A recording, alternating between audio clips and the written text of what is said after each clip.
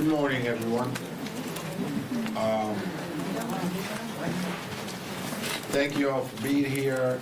This is an important press conference. I want to thank Congresswoman Sylvia Garcia, tremendous leader in the Congressional Hispanic Caucus, for putting this together. As you know, the Congressional Hispanic Caucus, as well as other members of the House of Representatives, are deeply concerned about detention centers and how they are housing folks that may have a work permit, individuals that are getting swiftly picked up as they make an appointment with their ICE officers or the courts. So these are folks that are compliant with what they agreed to do.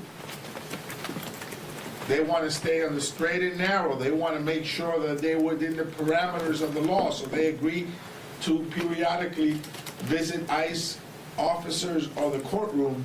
And what's happening is they're getting handcuffed and sent to a detention center and ripped away from their families.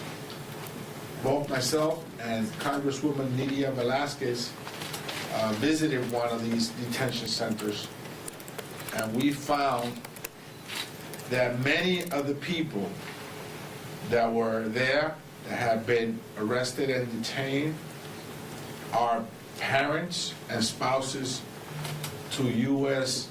citizen children and U.S. citizen spouses. That in fact, many of them were compliant with these appointments in a courtroom or in one of the ICE offices when they got stopped and detained. That even some of them have asked to be deported, but these privately run prisons are keeping them for an extended period of time. Some of them bounced around from detention center to detention center across the country while they asked to be deported back to their home nation. They're unable to do that. So this is a crisis. Where we must determine whether these centers are motivated by the profit margins that they make, and whether due process is being dramatically and vulgarly violated. Where families, mixed status families of one spouse is undocumented with a citizen spouse and citizen children are being ripped apart, weakening our nation. So this is the state of affairs in America. As we speak to you right now, there is fear out there, and what will happen is that the word will get out, don't report, because if you try to comply with the rules and regulations, you will be penalized, you will be picked up and deported. And once that happens, it will come back with the excuse that these folks are violating the law. So it's a catch-22. On the one hand, comply, come to court, come and visit your ICE officer. On the other hand, when you do, you come and get arrested, so you won't go, and then you're in violation of the law. It's entrampment, I think. And so we will fight back. We will continue to hold these centers accountable. It is our jurisdiction to have oversight over them, and we have a tremendous group of members of Congress. And by the way, the Louisiana system is particularly egregious. And there's litigation going on right now as we speak, challenging the humanity of it. So with that, I leave you with Representative Sylvia Garcia from Houston, Texas. Thank you, Mr. Chairman, and thank you all for joining us today. And thank you to all my colleagues for here standing strong to ensure that we as members of Congress continue and keep our oversight responsibilities and continue to visit these detention centers so that we can ensure that they're running properly, that they're not mistreating people, and that they're following the rules of the law. Journalists in this room know how important it is to shine a light where others would rather keep the truth hidden. That's your jobs. That's why I take my role in congressional oversight so seriously. During the district work period, CHC members and House Democrats didn't take a break. We went out into our communities and to detention facilities to see what's happening to people in ICE custody. This administration has shown an abject contempt for the Constitution. They've twisted the Department of Homeland Security into a secret police force to terrorize immigrants, and in many cases, U.S. citizens as well. They're wearing masks and ambushing people. Republicans told the American people that immigration enforcement would target dangerous individuals. They're rapists, they're murderers, they're drug dealers, they're cartel. They would go on and on about all of these heinous crimes. But that is not the case that we're finding. We just saw another story last week in Massachusetts. A high schooler on his way to sports practice was taken and vanished into an ICE facility. We don't, as of today, I still don't know where he is. If that's what made it to the front page, imagine what's happening that's not making the front page. That's not making the front page. That's why these oversight, investigations are so important. Last week I visited a Houston contract facility, one of the privately owned, as the chairman put it, and met with the operators and an ICE representative. We were able to tour the facility. We didn't get much pushback. They respected that I was there unannounced, and we toured it. We saw their medical facilities. We saw a pharmacy. We saw family visitations happening in real time. But the work is not over. This was one of more than 150 ICE facilities currently in use, and that number is going up by the day. There are nearly 50,000 people in detention, and Texas has more than 12,000 of them. Democrats will crisscross the country, inspecting facilities, demanding answers, and making sure that we use the powers of oversight to protect the rights of all. But again, this is not happening at the moment. What is happening, in my view, is just sinister, cruel, and inhumane.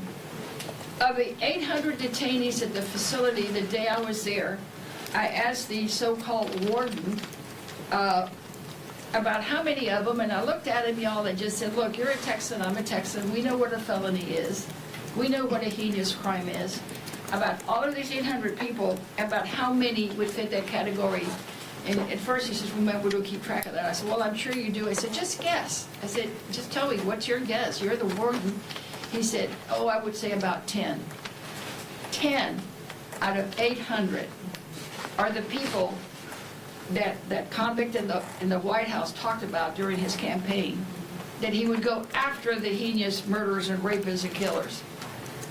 But maybe 10, or in this facility of 800, because the people there are exactly the people that the chairman talked about. Their parents, their spouses, their workers. They're contributing to our country. This administration is rounding up far too many people who have come here legally, who have protections, and even some U.S. citizens, including citizen children. They're acting like the Constitution just doesn't apply to them. They're talking about taking away habeas corpus, and I can tell you as a former judge, I'm offended by what is coming out of the White House, and I can tell you what they're planning to do, they cannot do under the Constitution. I tell people all the time, democracy is a gift we pass from one generation to the next, but it is not guaranteed. It is frail, and it will only survive if we fight for it. So this is not just about immigrants. This is about the rule of law. This is about our democracy. This is about whether your government can kidnap a child from a bus stop because of their skin color and send them to a prison, because really that's what they are, without going to court, without a lawyer, and without any recourse whatsoever. And to the press, I hope you all stay on this. Keep digging, keep reporting, because this caucus, these Democrats, these people behind me are here and committed to this fight. And we will continue to fight, and we'll continue our oversight duties, no matter who says what. Thank you. I yield now to my colleague from New York, Emilia Velasquez. Good morning, everyone, and Chairman Espaillat and all my colleagues, thank you for being here. Thank you for visiting centers and putting a human face into this issue. As the chairman said, he and I visited the ICE detention center in Elizabeth, New Jersey, and what I saw was heartbreaking.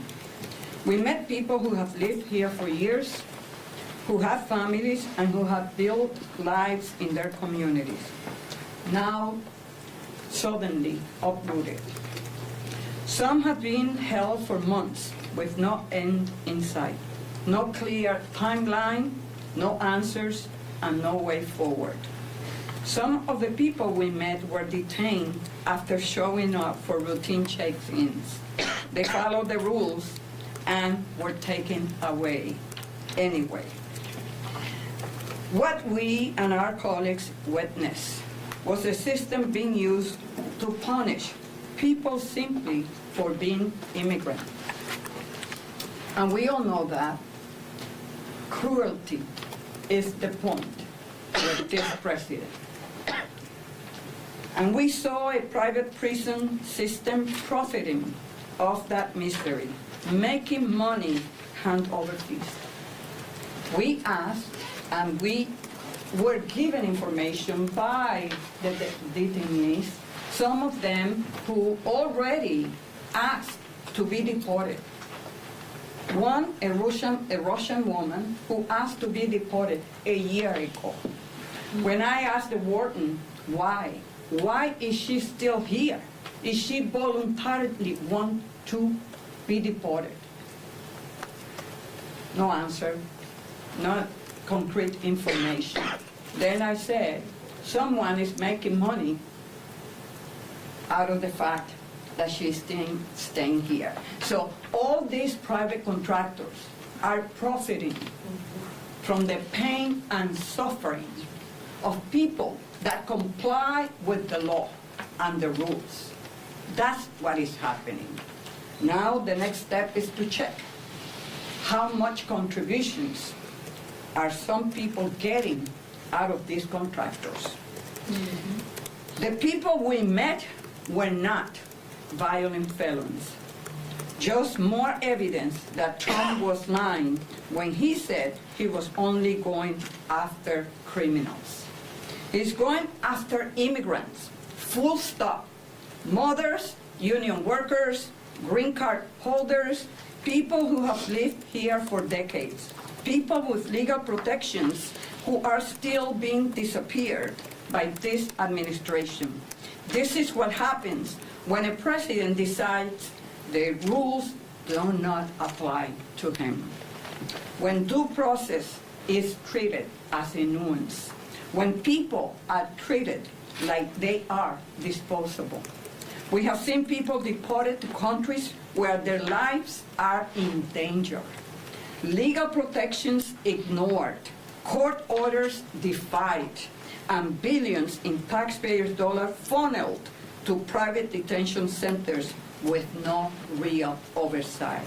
And we are here to say, hell yes, we will be conducting oversight because that is our constitutional responsibility. Hear me loud and clear. Thank you. And next, we'll have Pramila Yelapao. Thank you so much, Representative Velasquez. Thank you, Chairman Espaillat, for your leadership of the Hispanic Caucus. Also to my colleague Sylvia Garcia for putting this together. We miss her on the Judiciary Committee where she served so capably on the Immigration Subcommittee. Thank you also to Lou Correa, who also is on the Immigration Subcommittee. As ranking member of the Immigration Subcommittee, I want to thank all my colleagues who exercised our constitutional authority and responsibility to conduct unannounced visits to ICE detention centers over this last in-district work period. As the Trump administration ramps up its mass deportation plans, sending masked men to snatch, kidnap, and disappear immigrants of all legal statuses across the country. It is critically important that we members of Congress continue to investigate what are supposed to be civil detention centers, but instead operate as private for-profit prisons with substandard medical care, and they make billions of dollars, as Congresswoman Velasquez said, in contracts from this administration, detaining people of all legal statuses, including legal permanent residents, spouses of U.S. citizens, and people who have been living in this country for more than a decade. Today in America, we spend $3.4 billion in U.S. taxpayer money on immigration, quote, detention centers that are nothing more than prisons. And they make, as I said, enormous profits, all paid for by taxpayers. Just contrast that with only $840 million that we spend on the immigration judicial system, the ability to actually process people and have people get what they need in the courts. We are making it profitable to detain immigrants, most of whom are simply waiting for a bond hearing. That's why they're in there, not because they've been convicted of any crime, not because there's anything other than just waiting for a bond hearing. And so it's profitable to detain people even when it's illegal, it's unconstitutional, there's no charge. These detention centers make money over and over again. We in Congress intend to hold this administration and these for-profit prison companies accountable, and we will not be detained, deterred, or silenced in our responsibility and our authority to do so. As a longtime immigrant rights leader, even before I came to Congress, the organization that I ran did the first ever human rights abuses report on the GEO-run Northwest Detention Center in Tacoma.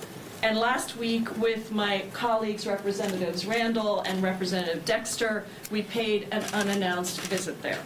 Despite being delayed for an hour in entering the facility, which was completely needless, and we later heard an apology, and being denied the ability to speak to all the detainees that were there, we were able to speak to two people who I showed up with privacy waivers for them.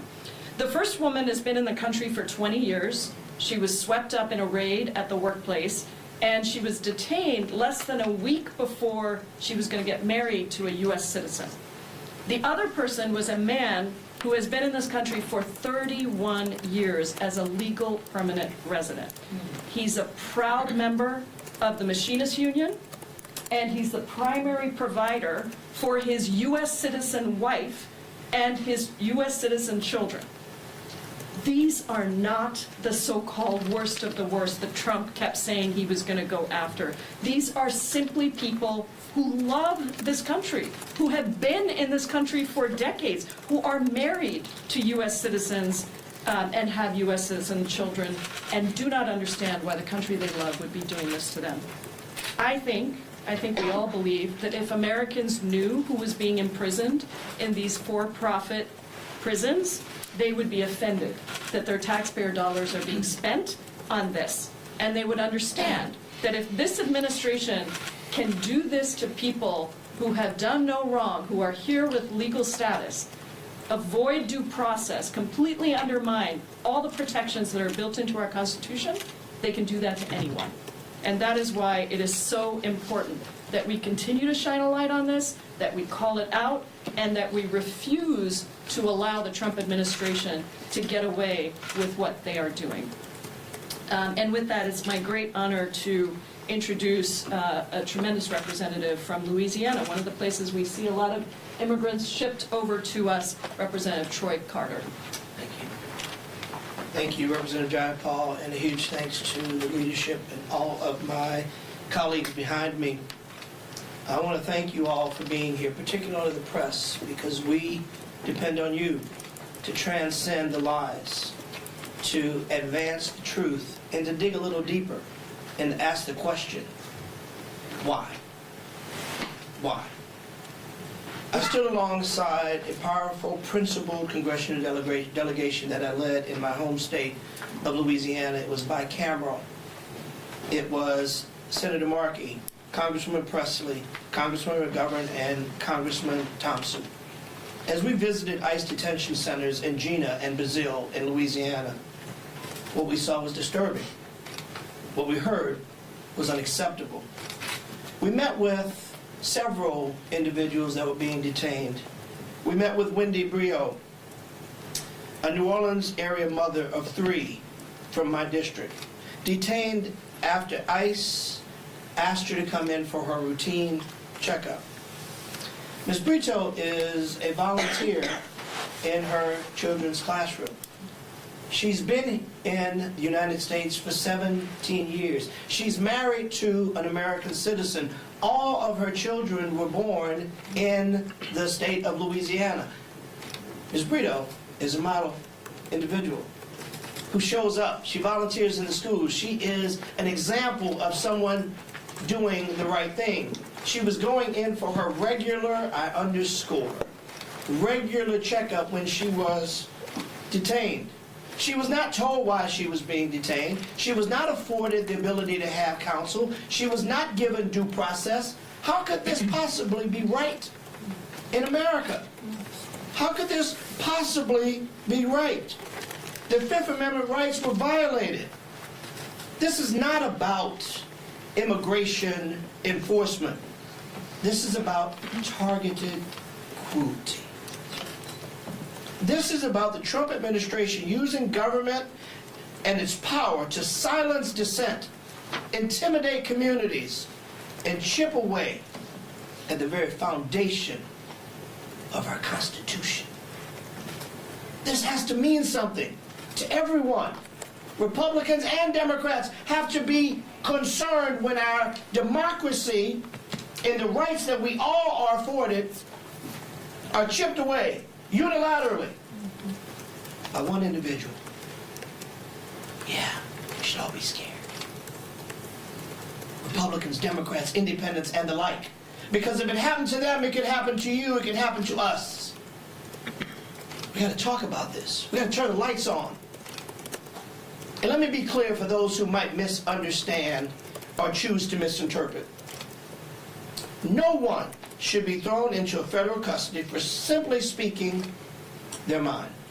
No one should disappear from their family without cause. No one should be punished for writing in their school newspaper. No one should be challenged because you disagree with what they say. Listen, our free speech is not built on only protecting speech that we like.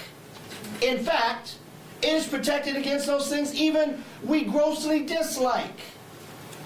That's not the point. The framers of the Constitution were very clear. We don't want tyranny. We don't want a king. We want a democracy where you're free to challenge your leaders, to challenge their policies, to speak freely without fear of persecution. This president clearly doesn't like that. And we're seeing it acted out every single day. These abuses demand transparency. They demand accountability. They demand congressional oversight. And we're going to do just that.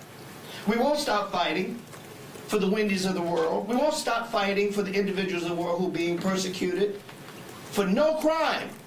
When we visit Louisiana, one of the things that was most telling is that none of these individuals that we spoke to were being held for a crime. Many of which, as my colleagues have just said, offered to just send me home. And they wouldn't. It's because it's a for-profit entity. Louisiana is different in most because we are above the 72-hour frame. Most of the centers across the country are required to release them after a short period. In Louisiana, you can keep them longer. Hence, you see people go from center to center to center. Why? Because they're timed out, they send them to another center. They're timed out, they send them to another center. Because they're making money. Because as long as there's a body in the cot, there's a check in the bank. We cannot allow this gross miscarriage of justice to go on. We cannot allow them to continue to profit from an illegal action, from an unconstitutional action, from an action that ignores the rule of law. That's why we're here today. And that's why we aren't going anywhere. We're going to continue to stand. We won't stop fighting for every person caught in this system without a voice.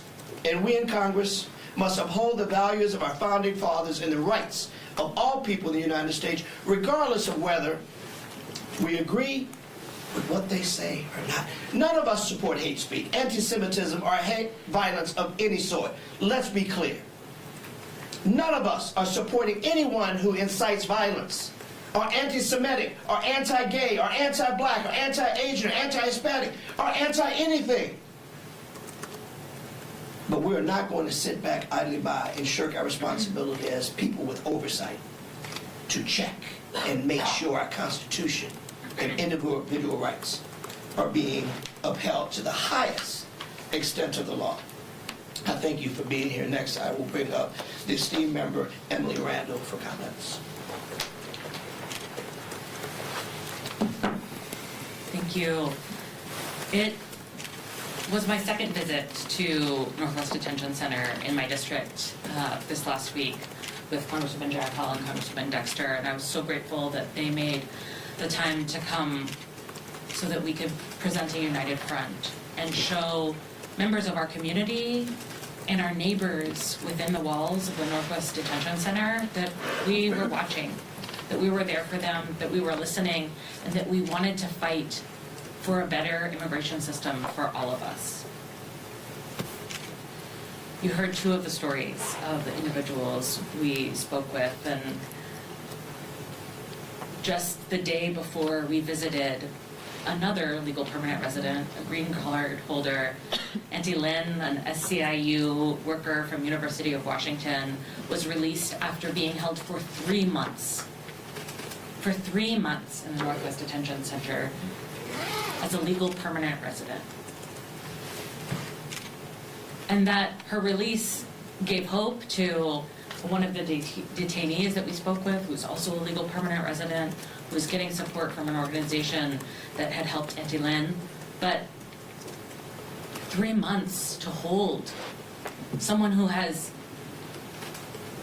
proven that they belong in this country, who has shown up to renew their green card, their legal permanent resident status, multiple times over the course of their life without incident, to be snatched off the street in front of your house on the way to work or from the airport and be held is unconscionable and unconstitutional. My neighbors in Tacoma and around the district have long protested outside the fence line of the Northwest Detention Center, and we have incredible organizations like One America who accompanied us, and La Resistencia, an organization that works with families of those detained. And my community has been crying for change. This administration wants us to believe that they are arresting and rounding up the worst of the worst, and you have heard from all of my colleagues that that is simply not true. There are neighbors who are hardworking community members who are contributing to our society, who are building our economy, who are raising American citizens, who just want to build a strong life and a strong future. But this system is using immigrants as a distraction, as a scapegoat, and as a tool to divide our country. And this Pride Month, I have been thinking a lot about the intersectional fight that we are in. The work to protect the most marginalized, our immigrants, LGBTQ immigrants, communities who are easily pushed aside, and who this administration are over and over using as fodder in their war to consolidate power and control. And we will not stand for it. That's why we stand before you today, and why we'll continue to show up at detention centers and at protests and pride parades and every opportunity we have in district and around the country to stand with our immigrant neighbors and to fight for a better system, a system that invests money not in locking people up, but in processing, in ensuring that we have an immigration system that is humane and effective and doesn't create these long delays and allows us to build the America in whose promise we believe. I'm honored to be a member of the Congressional Hispanic Caucus and to serve alongside longtime immigration advocates like Congresswoman Jayapal and my fellow freshman, Congresswoman Dexter. I know that when we work together as members of Congress and with community, we are more powerful, and we are not giving up this fight. I'm now so honored to introduce Maxine Dexter, Congresswoman from Oregon. Good afternoon, and I want to reiterate what my colleagues said. My thanks for you all being here today. My name is Maxine Dexter. I'm a mother, a physician, and the very proud representative for Oregon's 3rd Congressional District. And last week, as you've heard, I conducted my duty to perform oversight with my colleagues, Congresswoman Jayapal and Congresswoman Randall. We were unannounced. We arrived at the Northwest Detention Center in Tacoma, Washington. What I have to continue to underline is this is a for-profit institution that benefits from the unconstitutional imprisonment of people throughout our districts. This facility serves all of the Pacific Northwest. And Donald Trump, as you've heard, is claiming that he is targeting violent criminals, the worst of the worst. But what we saw, is very different. He's going after union members, lawful permanent residents, people who have lived in this country for decades, people who pay taxes, raise families, and contribute to our communities in the ways that you've heard. They're very meaningful. And their children have had their parents ripped away from them, or they themselves have been ripped away from their families. These are breaking up families. They are citizens. We are undermining trust. We are decreasing the likelihood that people believe in the promise of America when we do this. He's detaining our neighbors, our coworkers, and our loved ones. And again, he's doing it without ensuring due process, without meaningful oversight, and with blatant disregard for human dignity. At the Northwest Detention Center, we met Maximo, a lawful permanent resident, a proud member of the Machinists Union, and a father, as you've heard, of 3 U.S. citizens. He came to the United States at age 12. He is married to a United States citizen, and his family said he has no history of violent crime. And yet he was detained by ICE while returning from a trip with his wife to celebrate their 20th anniversary.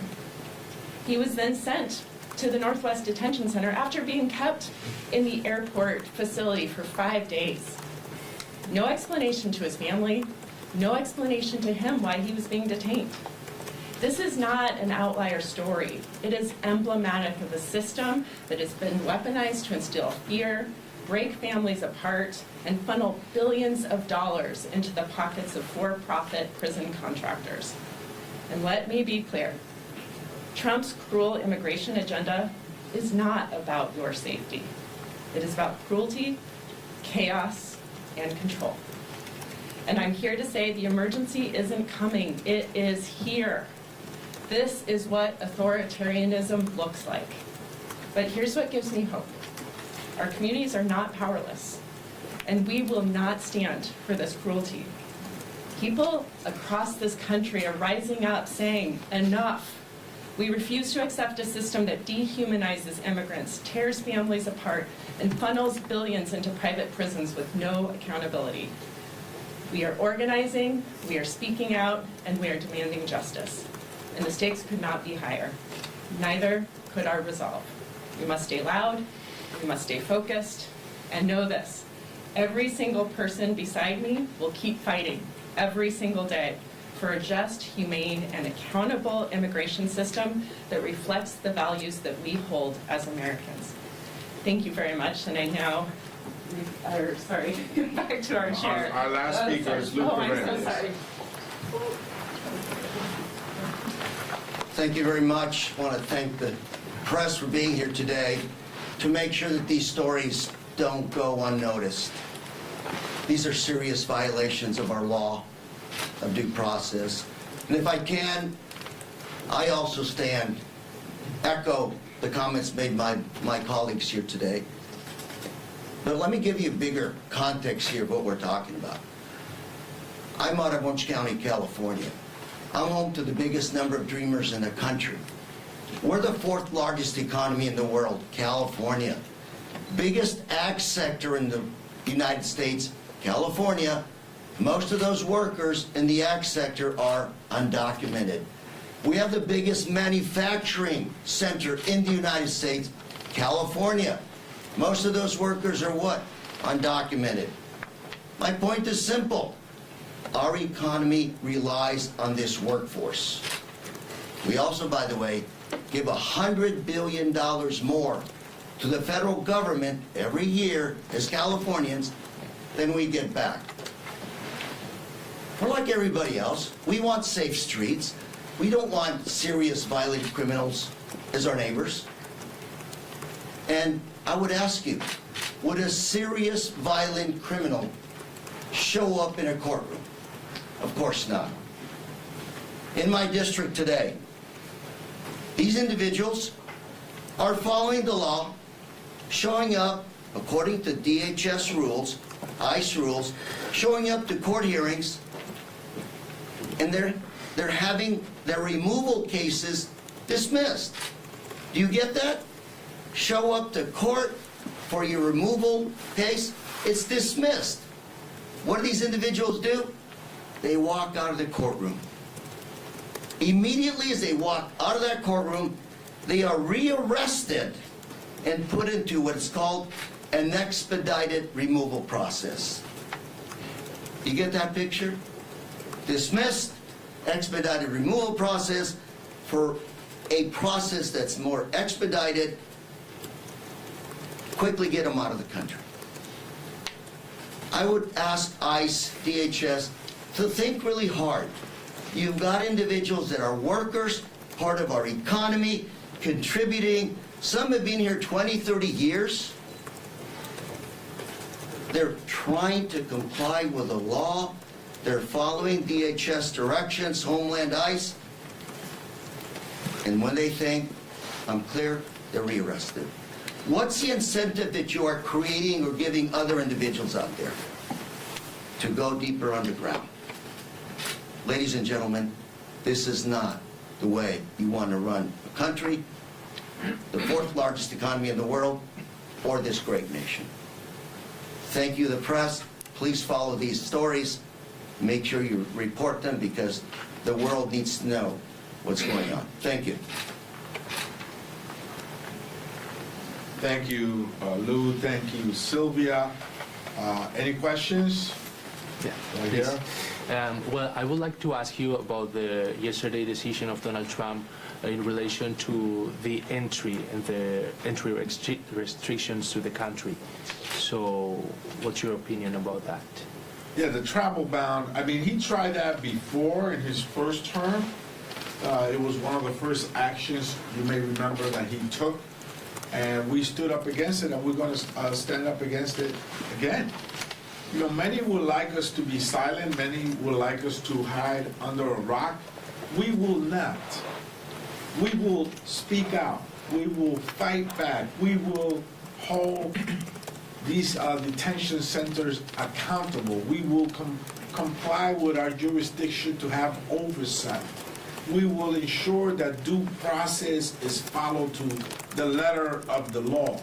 We will make sure that no human rights are violated and that people are treated fairly. And we will continue with these visits to these detention centers. Can I just add to that? Can we ask? We have also a Spanish answer, please. Nosotros vamos a seguir esta lucha. Muchas personas, a lo mejor algunas personas quieren que nos callemos. No lo vamos a hacer. Vamos a seguir con nuestra responsabilidad de asegurar de que el sistema de detención de esta persona sea un sistema justo, que no violente los derechos de ellos, que realmente los derechos en general a un proceso justo sea protegido por la ley. Así que estaremos en vigilancia y en apoyo de estos inmigrantes. I was about to add, I looked at that list of countries, Yeah. the travel ban. I believe one of them was Afghanistan. And this last week I noticed American veterans of the Afghan war in our hallways fighting for Afghan refugees to keep them in the U.S. So you're talking about people that fought along Americans who watched their back of Americans, saved Americans in the battlefield, and now you are saying you can't come to the U.S. Again, what is the message we're sending the world when it comes to being in the battlefield with Americans? This is not good. Yeah, I just want to add that I'm very hopeful that just as the Supreme Court, held his first travel ban, and I think the second and third version, he went to 2 or 3 versions of it, held it unconstitutional, that they would do that again, because there's no rhyme or reason as how he picked and chose all those countries. It's just deplorable. I think it's unconstitutional, and I'm sure there will be lawsuits filed as quickly as they can. Question? Are you getting from ICE and ICE contractors all the access that you're seeking at the detention sites you visited? I must say that the Elizabeth, New Jersey Detention Center that we visited, there was no objection from them. But can I say something? We visited a for-profit center, so it was their decision to make. There was a representative there from ICE. But anything that we asked for in writing, like a copy of the inspection report, a profile of the 800 population that was there, by age, by sex, things that we wanted in writing, they just said no. And he would always just look to the warden would look to the ICE guy and he'd go like, well, no, we'll have to ask ICE. We'll have to ask ICE. So yes, we got a tour. Yes, we were able to visit. But we got no data, no monthly reports, nothing to back up some of the things that they were saying. And in addition to that, when asked about the finances of the place, they had no answer. So we want to find out about the finances here, right? And they had no answer when we visited them. We'll be looking at that as well, right here and then right here. We obviously saw one of your colleagues, actually a group of your colleagues, be denied entry to an ICE facility, and then an altercation ensued, and then the Trump administration, through their district attorney, filed charges against one of your colleagues, Congresswoman McIver. Do those charges and does that sequence of events give any of you pause about conducting oversight, and are you giving any of your colleagues advice for how to conduct these oversight visits so that you can get as much access as possible? Well, we will not succumb to any intimidation tactics. We will continue to comply with our duty to have oversight of these detention centers, and we will visit them within the parameters of the law. Well, CHC and a number of other groups have what we call the toolkit that kind of has guidelines of what to ask, sort of a checklist, and also things to do and how to respond to some of their actions. So